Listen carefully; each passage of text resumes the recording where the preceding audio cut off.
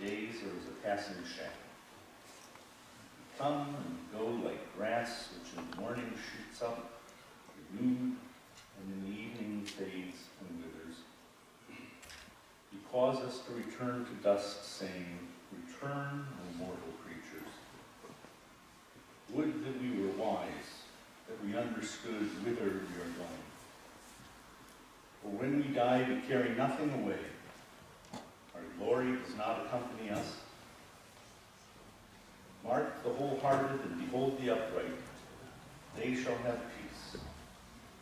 God, you redeem the soul of your servants, and none who trust in you shall be desolate.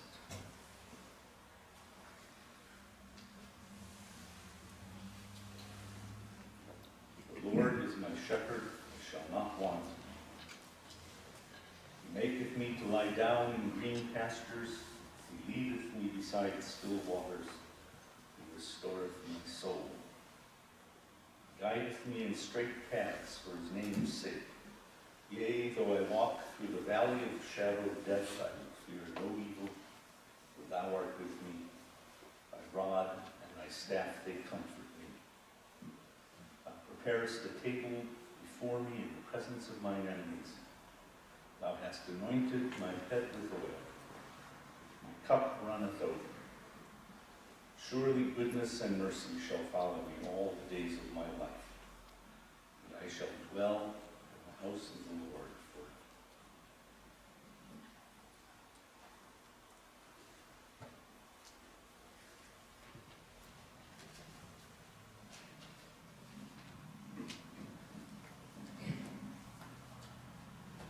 We are gathered here to honor the life and memory of Gerald Kanter.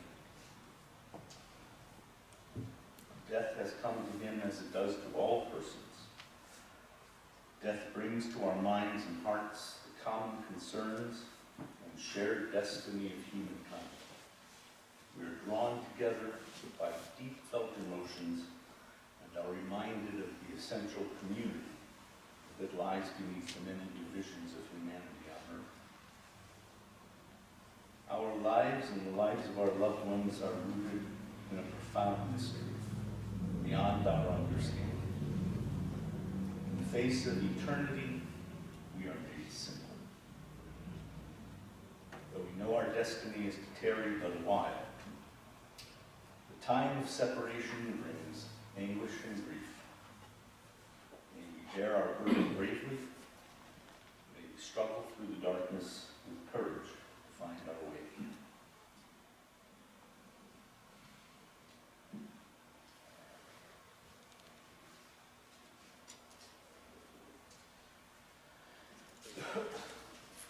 On behalf of the family, I want to welcome all of you for being here and thank you all for being here. Your presence and your support are strongly felt and genuinely appreciated. And for those who could not be here in person, but who are participating with us via live stream, be assured that your friendship and support are very much felt indeed as well by all of us here. As you know, Jerry was cremated and interment of his remains took place at the Jewish cemetery of Maplewood earlier this afternoon. Our purpose in gathering here now is to celebrate the life of an extraordinary individual, to share our memories, and in so doing to share our love for Jerry and for one another. And I have the privilege of speaking first, and then I will be followed by Jerry's nephew and his two sons. So who was Jerry Kanter? What was he like? Well, my wife asked me that question about 30 years ago. I want to share my answer with you, but it requires a little bit of setup. I was the rabbi here from 1981 to 1988. And then I found my way back to Cleveland, my hometown, and Susan and I were married in 1992. And shortly thereafter, we planned a trip that would take us through Kinston because I wanted her to see the community and I wanted her to meet people of this congregation that had played and continue to play such a major role in my life, and to meet some of the very, very close and dear friends that I had made, none closer or dearer than Sharon Kanter. And in the weeks before coming to Kinston, Susan would ask me about various members of the community, who were they, how were they related, just trying to get some bearings and, you know.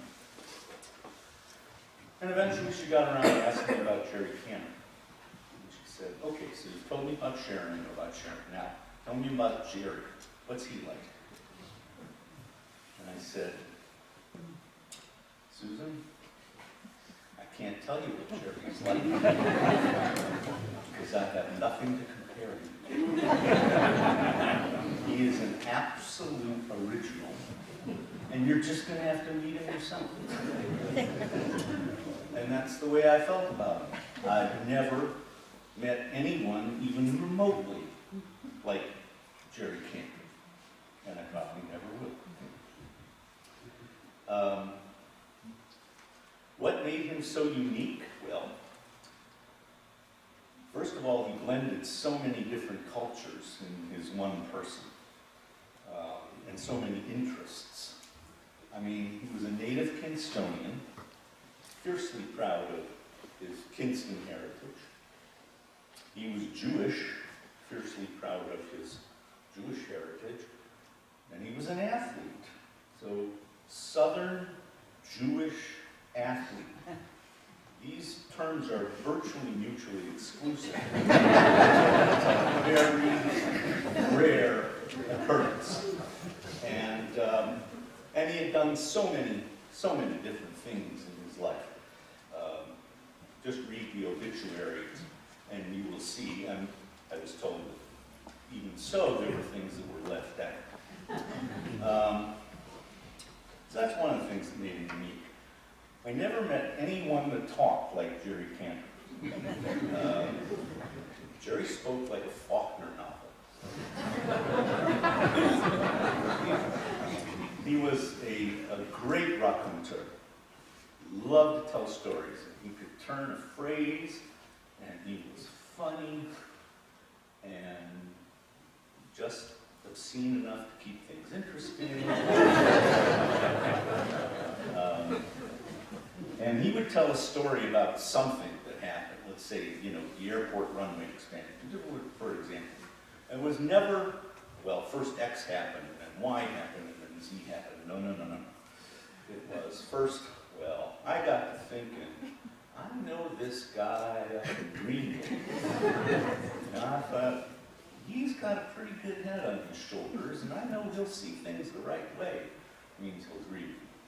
And so I talked to him, and you know, said, what about it?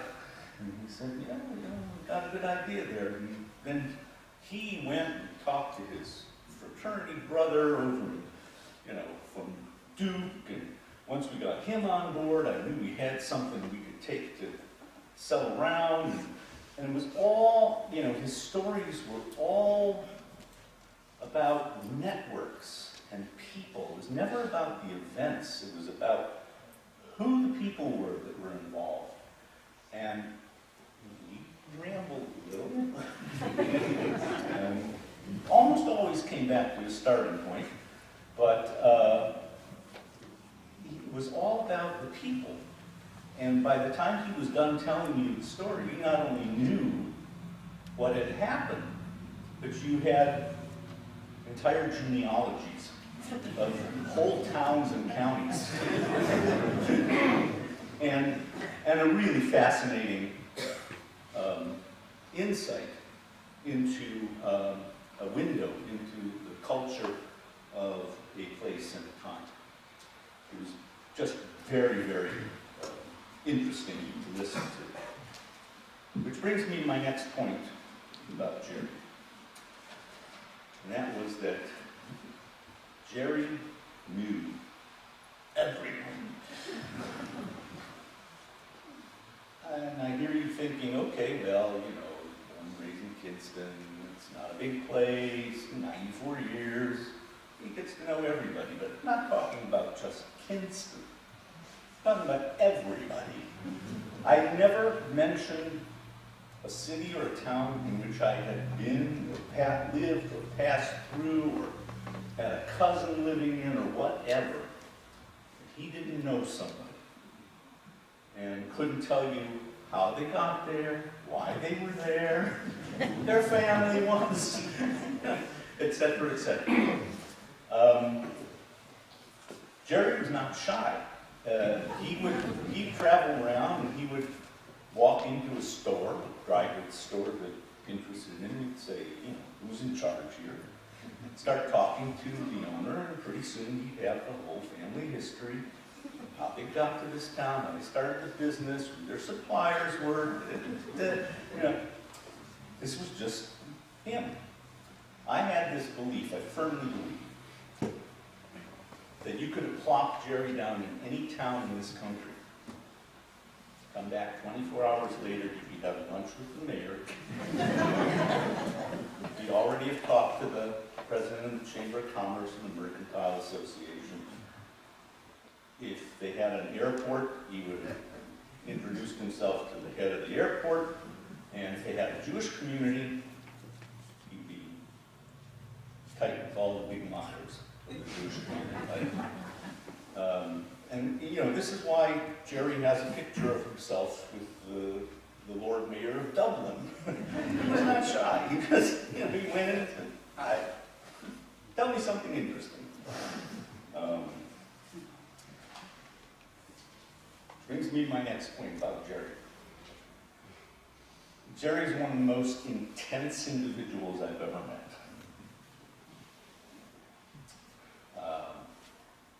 And he would go on these rants where he was going to tell you something that bothered him or that he felt strongly about. And when he went on one of these rants and he planted himself squarely in front of you like a boxer, and he'd lock you in with those eyes,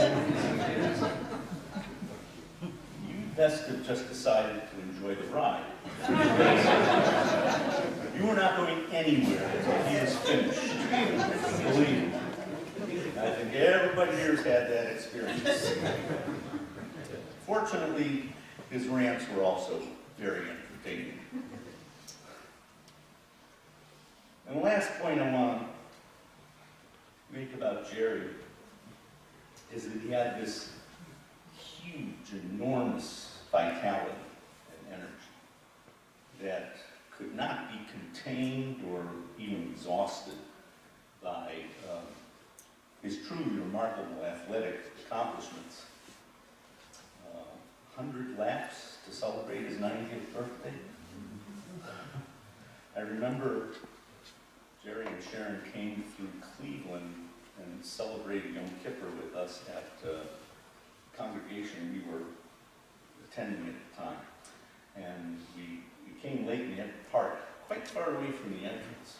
And we get out of the car and Susan says to me, "Are you sure you can walk that far?" I said, "Susan, he's in better shape than the rest of us all put together."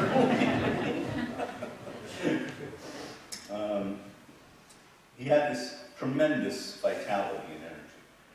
And he was competitive. He was very competitive. He won a lot of swim competitions.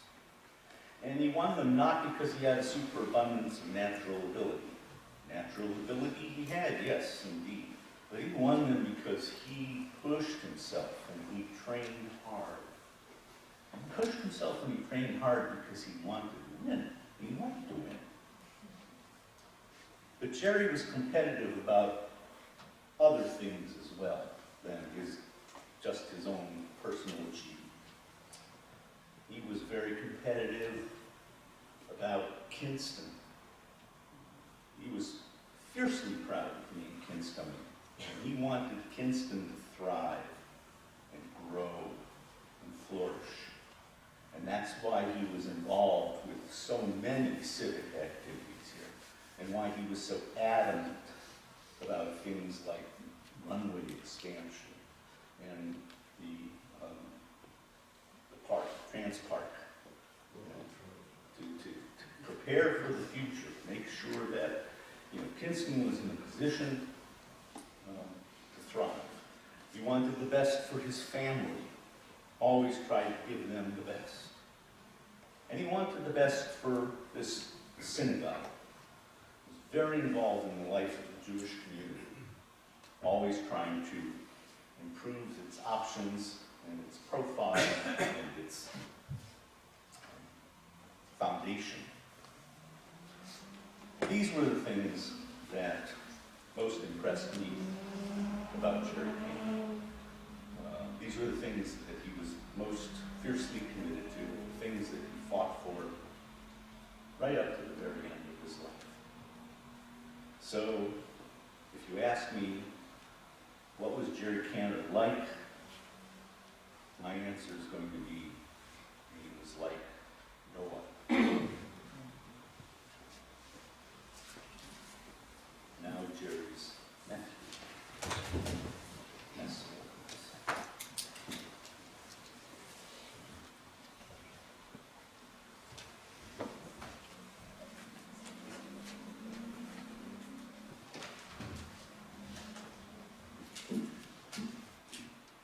Hello, everyone.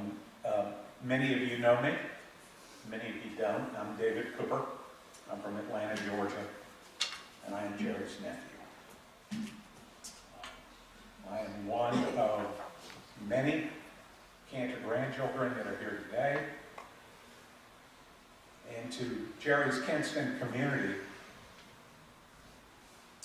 I want you to know that the place that we're in today is a special place for us, for all of us. By whatever name we come by, whether it's Kanters, Coopers, Daniels, Lindens, Kahlers, Myers, Laytons, Jacobsons, Websters, whether we are in New York, in Washington, D.C., in California, in North Carolina, in Georgia, we've been in Florida, we are spread all over. And we return on days like today to this building because I think it's fair to say that these are fairly hallowed homes for our family. Today's a somber day for us, but on the other hand, these halls have given us a lot of life and joy. We have celebrated births here. We have celebrated teenage celebrations as youngsters become adults.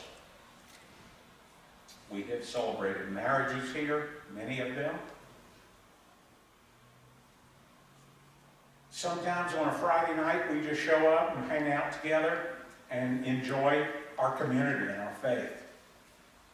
Like many of you get together in your places of worship and do the same.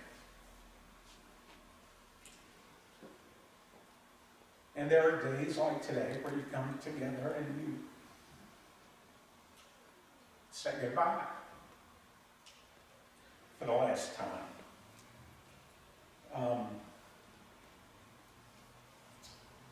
Bob led us in a prayer graveside earlier today called the Kaddish. I don't know if we're doing that here today, but at graveside, it's a mourner's prayer. And I've heard it said that by people who are a lot smarter than me and know a whole lot more about it, that this prayer called the Kaddish is not about the dead, it's about the living. And that's very appropriate because all of you know that my Uncle Gerald did an awful lot of living. And he did that in ways that were so memorable to all of us.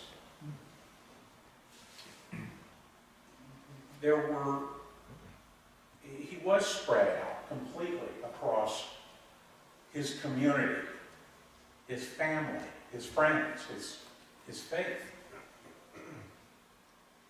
And he was devoted to this place that was, for somebody like me, as a young boy watching him, it was elegant. And elegant's not a word that you would use to describe my Uncle Gerald. Too much. Too much. But there were moments, and you all know about them, where he was completely elegant. So he was devoted to all of this, all of the time. But he also treasured his time with other cultures. He treasured his time with the Irish. It is because of Uncle Jerry that there are many of us that have in our homes today a bottle of Tullamore Dew Irish whiskey. And I want you to know we don't use it as a beverage. For us, it's a condiment.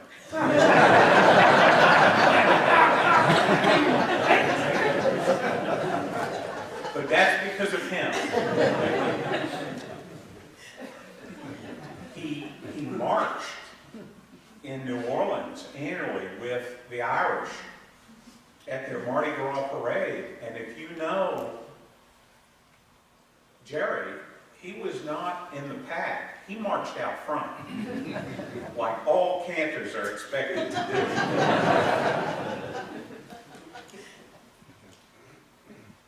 He would sing at family gatherings with everybody where there would be music, and he would enjoy himself and have fun. And he would offer up Irish sayings that were the most elegant things that you've heard. These poems and these things that you would hear. So, I was thinking about what to try and do today, other than offer the comments I have. And so, Rabbi, with your permission, I'm going to try to offer up something a little different that hadn't been sung in these halls, probably ever. If it goes badly, maybe never again.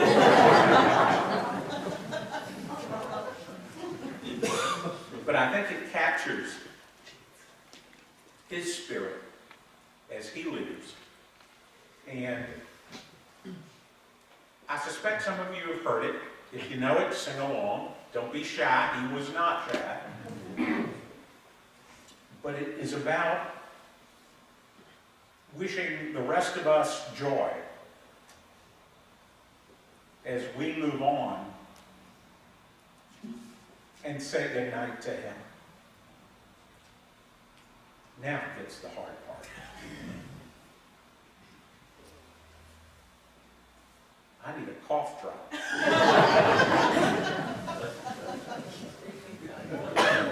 By the way, I want you to know, before I start, Jerry's service. Jerry's service was beautiful graveside today. It was a beautiful day out. And there were many things that happened today that many of us have not seen.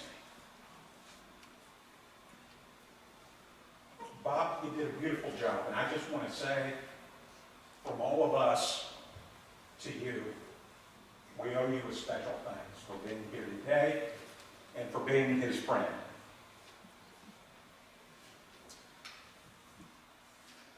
Jerry received graveside also today, a Mason's funeral, and the words that were spoken there were beautiful. I mean, I had never attended anything like that before, and it was beautiful. And what was interesting to me about that is that you listen to a mourner's Kaddish in the Hebrew faith, and it is a prayer about the living. You listen to the prayers that the Masons offered, and it was in complete alignment. It was all about laying somebody to rest, but it was about how we go about living. And so as we say goodnight to Gerald, it's about us living. Cough drop's pretty good. Butterscotch.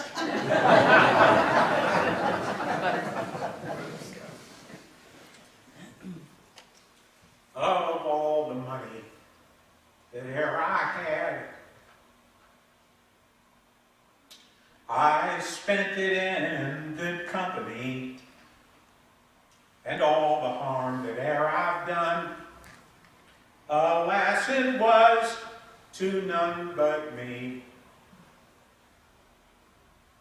And all I've done for want of wit, to memory now I can't recall. So fill to me a parting glass, good night, and joy be with you all. Of all the comrades that e'er I've had, they're sorry for my going away. And all the sweethearts that e'er I've had, they wish me one more day to stay. Most of them anyway. But since it fell unto my lot that I should rise and you should not, so I'll gently rise and softly call good night, and joy be to you all. So fill to me the parting glass, and drink a health whate'er befalls. Then gently rise and softly call good night, and joy be to you all. Good night, Jerry, and joy be to you all.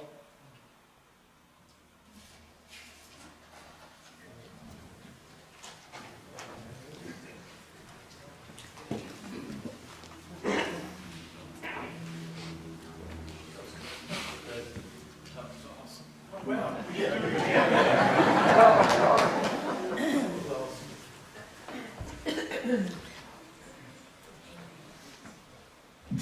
it's been a long time since I've stood here. Well, not that long. We did our oldest daughter, Katie's naming here at this venue 20 years ago. So I echo David's thoughts about how special it is to be in Kinston and to be here at Temple Israel. And to see so many of you who've meant so much to us and so much to my dad. And y'all know that my dad was driven, just like the rabbi mentioned, he was driven to succeed. And although it may have seemed that he was doing it all by himself if you listened to him,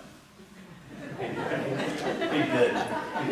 He had many of you arm in arm moving things ahead for this city and this county. And that's Dad's legacy to Kinston. And for all those naysayers years ago about that global transport, of which I wear Dad's pen today, take a look at what y'all have now and what this county and community are going to have for the foreseeable future.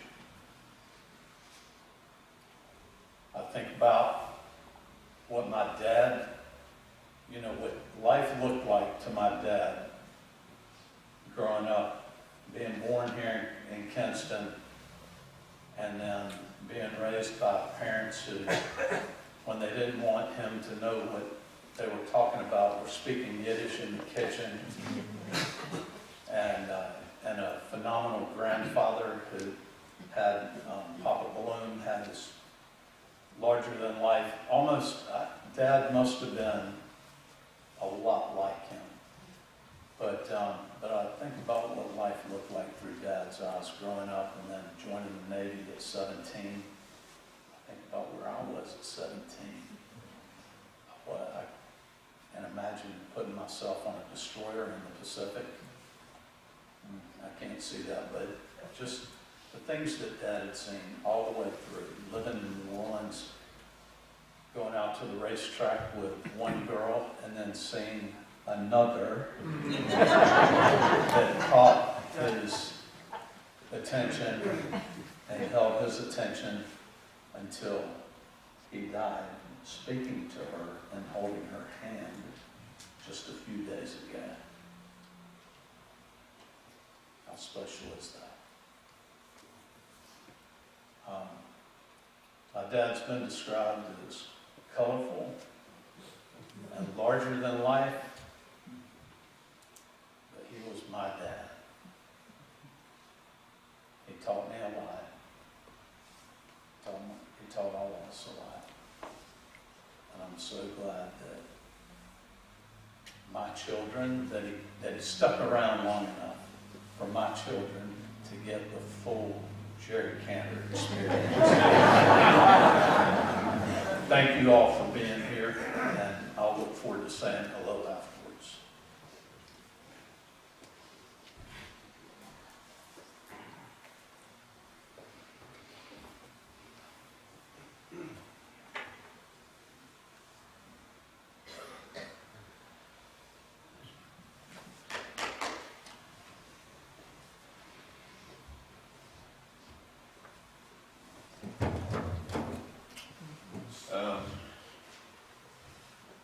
I really appreciate you being able to speak, and you being able to speak without having anything written down. I wrote and wrote, and wrote some more, and I couldn't stop writing. I had to finally quit. So I have to have my thoughts organized to kind of get through them. I don't have my act together quite as well as my brother and my cousin did.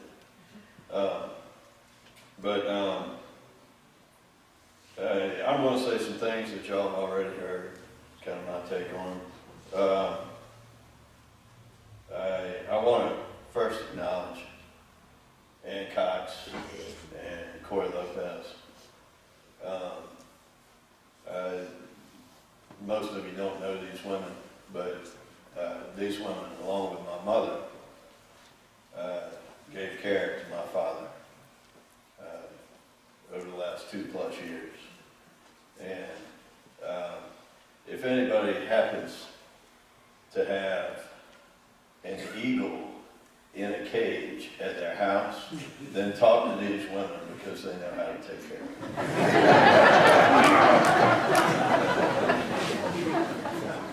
So thank you very much.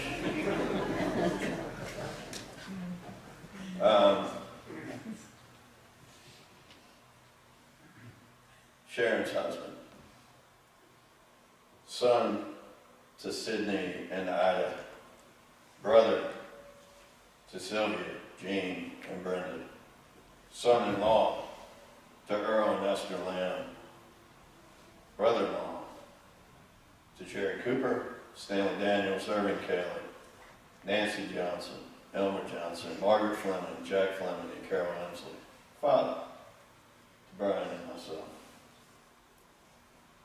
father-in-law to Julia and Andrea, grandfather to Katie, Sammy, and Hannah, uncle and great uncle to more people than I can shake.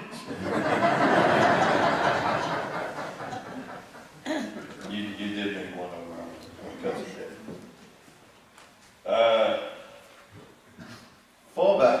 You've heard my father's diminutive stature referred to. He was the fullback on the football team at Granger High School at 5'6". He probably wasn't even 5'6" when he was in high school. Yeah, he scored. That was a time when the running game was big. I think he had a couple of very large halfbacks blocking for him, but regardless. He was an outstanding infielder. And he was a baseball player at Granger High School. He was a college baseball player at the University of North Carolina. George, you certainly remember Choo Choo. Charlie Choo Choo Justice was a big-time football star for Carolina that went on to star for the Washington Redskins. Well, Pop knocked him off the baseball team. Yeah, I met Choo Choo at Granger Stadium out here several years ago, and Dad introduced me to him, and I think Choo Choo was still a little pissed. But so he played college baseball for UNC, and then went on and played semi-pro baseball here in Kinston in the Coastal Plains League, then played full-on professional baseball in the minor leagues in the Evangeline League for the Homo, Louisiana Indians. He kind of wrapped up his baseball career coaching me and Steve Cherry on the Hart Insurance Junior Babe Ruth team, and we sucked. Steve was good. Steve was good, but the rest of us not so much. But he was a great coach, and he was recognized by the league. Even though we didn't send a single player to the All-Star game, Dad coached the All-Star team.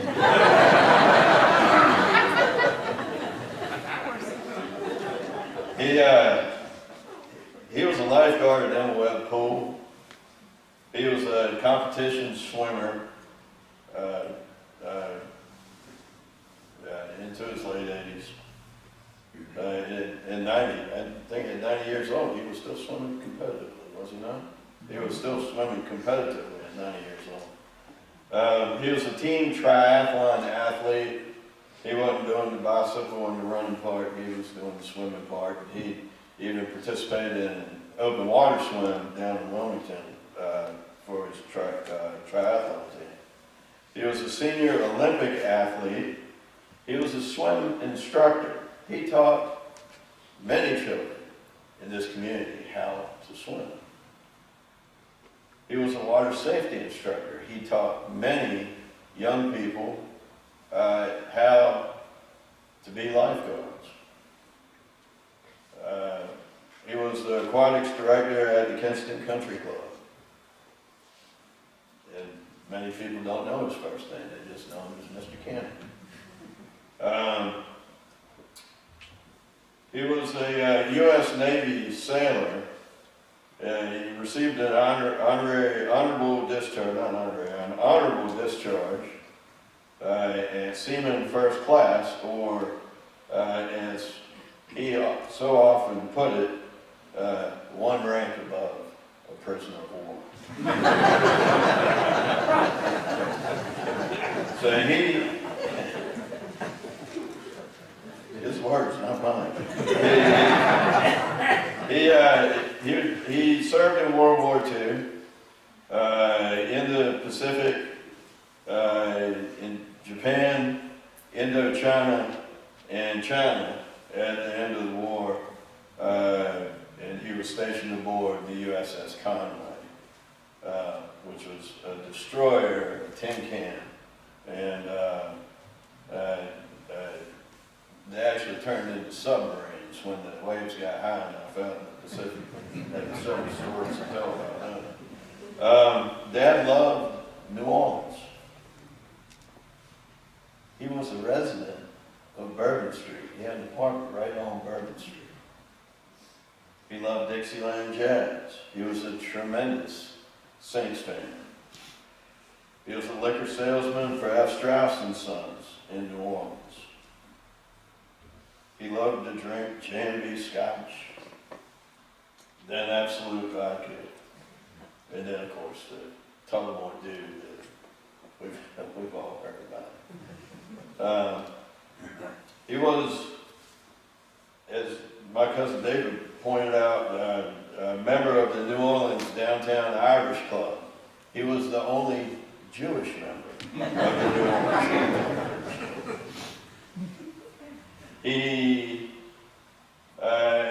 He owned Sydney's clothing store, which was the store my grandfather owned before him. My grandfather was Sydney, and he started the clothing store in 1922. Dad, after Mom told Dad that there was no way that she was raising children in New Orleans, they moved back here to Kinston, and Dad took over the store in 1964. In the store, I saw him just do amazing things. He was a tailor. He could fix an alteration for anybody. Now, it wouldn't necessarily be as pretty as the people that we had hired to be the seamstresses and the tailors, but Dad could do it. He could do it. He was a master of the Brannick device. I don't know what that is. And he did all these amazing things. One of the most amazing things that I thought that he did is, I was a small child when Sydney's was around. He was a music producer for a group that included employees from Sydney's, and they were called, how appropriately, the Saints.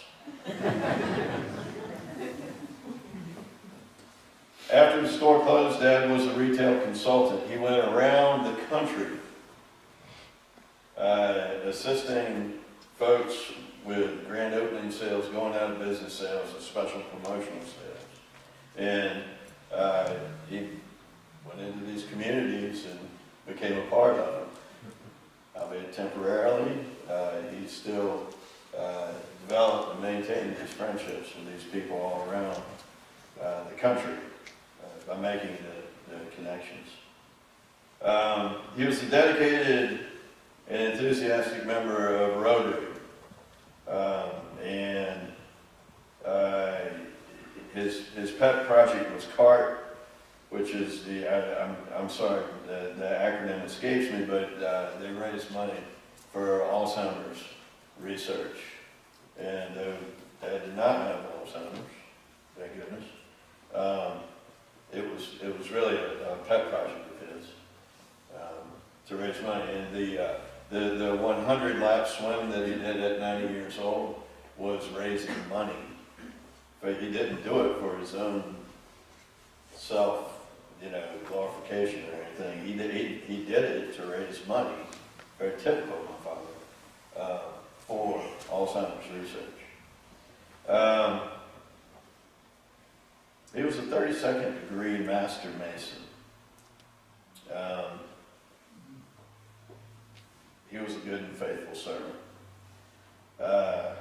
He was the past master of St. John's Lodge No. 4, where, again, he enthusiastically raised money for Masonic charities, most notably the Masonic Home for Children in Oxford.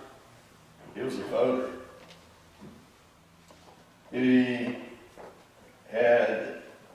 was an absolutely incurable optimist, as you've heard before, for Kinston and Lenoir County's economic growth. A relentless advocate for aviation in Kinston.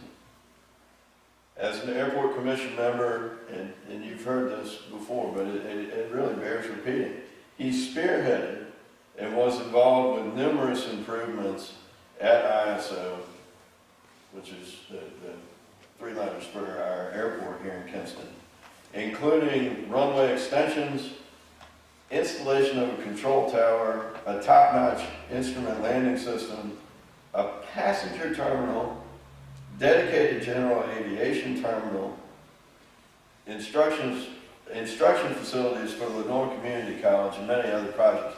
Any one of which by itself would be a monumental undertaking. especially in a community the size of Kinston. But he was involved in all of them, and in some ways spearheaded these projects. And he was a board member of the Global Transport, which is the future of the airport in Kinston. Bob used the word. I thought I was the only one who was going to use the word, but Bob beat me to it. That a bona fide raconteur. He could turn, as Bob pointed out, he could turn the most mundane experiences into colorful stories and make you want to be a part. Make you feel bad you missed out on whatever it was he was saying. He was a terrible tipper.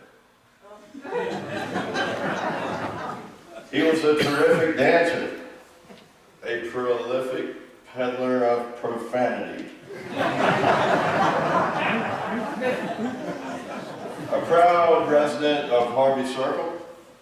He loved to work in the yard. He loved for Mayor Bryan to work in the yard. I got poison ivy. Pop was immune to poison ivy. He was terrified of snakes. He was a fierce negotiator. He didn't really care for cats, but he tolerated them well. He loved Mom's lemon meringue pie. He loved fish stew as long as it didn't have potatoes in it. He enjoyed our Saturday trips out to Morrison's barbecue. He was a friend to thousands. You all knew Jerry Kanter for all these things and more. To me, he was my dad. He was my man. He taught me innumerable lessons in how to live and how to approach life. While teaching us how to play baseball, I recall a specific day when Dad was showing Brian and myself how to run the bases. Dad said that once you came off the bag, you need to go. Do not hesitate. Because your best chance at making it to the next bag depended on running with confidence.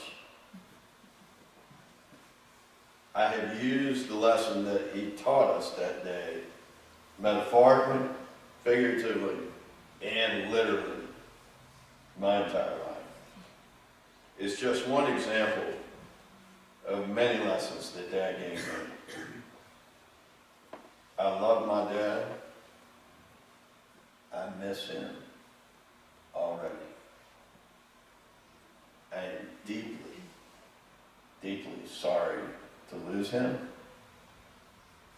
And I am equally sorry for your loss as well.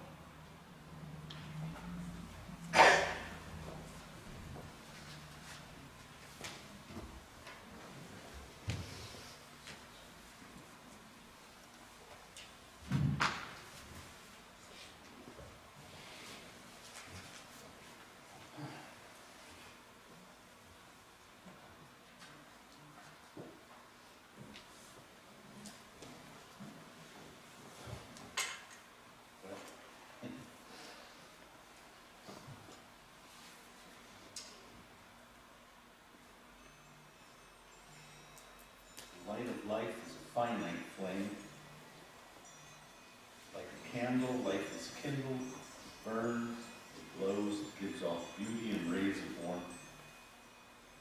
But soon it fades, substance is consumed, and it is no more.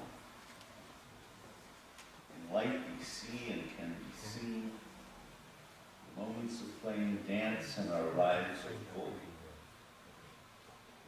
But as night follows day, shadows follow the flames and blur our view. We fail to see and can no longer be seen. Yet we do not despair, for our life is more than memory. With our lives we give. We are links in the eternal chain of darkness and death, of light and life. That concludes our memorial service. Now we're all going to go over to the pub house, and we're going to give Jerry a send-off that he would be proud.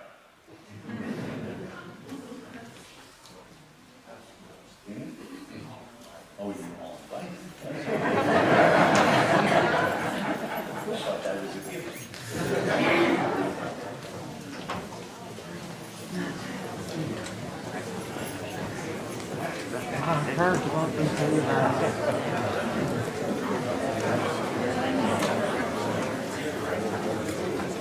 Sound like time.